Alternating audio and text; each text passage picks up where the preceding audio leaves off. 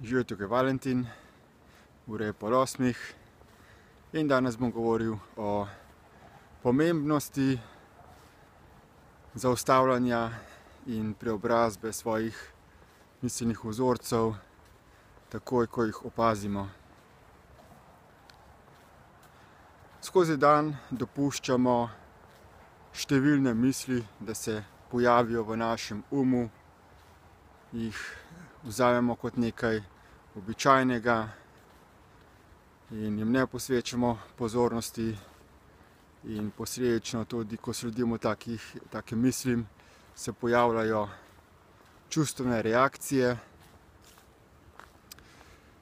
Proces notranje preobrazbe pa pomeni postati pozoren na take misli in reakcije ter jih zaustavljati, zanalizirati, si jih odpustiti, tako da se ne pojavljajo več. Potrebno se je zavedati, da so misli, ki se pojavijo v našem zavestnem umu, samo določene zaznavne oblike miselnih vzorcev, ki izhajajo iz našega podzavednega in nezavednega uma, in da tudi če smo v stanju brez misli, še vedno pomeni, da imamo v sebi določene vzorce, ki jih še nismo razdelali. Torej, samo biti nekaj časa na dan v stanju meditacije, ko se osredotočamo na dihanje, ko smo potem zadovoljni, da smo nekaj časa preživeli v stanju brez misli, to še zdaleč ni dovolj za to, da razdelamo vse naše miselne vzorce, ki nam jemljejo pozornost od realnosti v tem trenutku z stalnim pojavljanjem misli. Umsko-zavestni sistem je bil sprogramiran tako, da nam stalno jemlje pozornost z temi glasovi v naši glavi, ki želijo ukrasti našo pozornost in zavedanje, da se ne bi zavedali, kako mi delujemo, kako ta realnost deluje. In neke misli, ki se pojavljajo, so del miselnega vzorca, ki se stalno pojavlja, se pravi, se reciklira. Čeprav izgleda, da so misli drugačne, so lahko del istega enega vzorca. In te misli se pojavljajo toliko časa, dokler tega vzorca ne ozavestimo in ga razgradimo. Zato je pomembno, da delamo redno vsak dan na obdelavi čim več teh lastnih miselnih vzorcev. In to od nas zahteva, da smo čim bolj stalno skozi dan pozorni na naše misli, še posebej na čustvene reakcije, ki so najbolj močen pokazatelj teh misli, in da potem sistematično beležimo te vzorce in si potem vsak dan ali vsaj na vsake nekaj dni vzamemo čas, da te vzorce analiziramo in jih preobrazimo.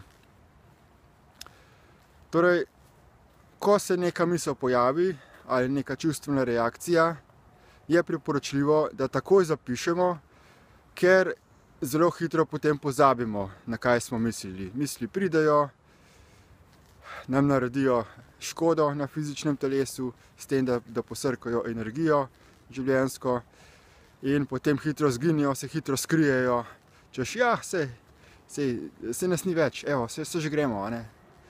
Pusti nas pragmah, nismo nič pomembne. Ja, to je ta pretkani način delovanja misli, ko hitro pridejo, hitro zginejo in nam dajo vtis, da niso pomembne, da je to čisto nekaj normalnega. ampak to ni res, ne? To je pač samo strategija, škoda je pa kar precejšnja in se šele čez čas pojavi. In seveda zdaj v zadnjem času se posledice takih miselnih procesov vse bolj hitreje manifestirajo. Nekako se čas krajša, karma se pospešeno manifestira, karmične posledice. Zato, da zabeležimo vse te misli, je priporočljivo zato vedno imeti s sabo nekaj, z katerim bi lahko to beležili. Lahko imamo s sabo smehen blokac papirja ali pa diktafon, se pravi snemalnik zvoka. Lahko tudi na mobilni telefon posnamemo, te zdaj, ki so bolj pametni. No, pri sebi sem ugotovil, da kljub temu, da imam ob sebi mobilni telefon, je še vedno precej komplicirano, da prideš do te funkcije snemanja zvoka, ker prvič treba telefon poiskati, kje ga imaš, potem ga vklopiti, potem zagnati ta program, pritisniti, začeti, napisati ime posnetka in to vse spet vzame nekaj sekund dela in spet zgubimo pozornost in lahko pozabimo na to, kaj smo mislili. Zato zdaj proučujem razne snemalnike zvoka, sicer imam diktafon, ampak je kar precej velik, neroden. Nekaj, kar bi lahko povsod nosil se s seboj in da bi takoj za pritiskom na eno tipko začel snemati zvok. Zelo so mi atraktivne zdaj te pametne ure, ampak bi rad poiskal kakšno tako, ki ima res tako samo tipko, da pritisneš fizično tipko in da takoj posnameš, ker to bo najbolj učinkovit pripomoček za to, da lahko redno, sistematično si beležim lastne miselne vzorce in da potem vsak dan si vzamem čas, napišem blog in potem naredim podrobno analizo tega vzorca in si ga odpustim. Tako da enako priporočam tudi vam. To je to za danes, pa se vidimo še kdaj drugič. Čau!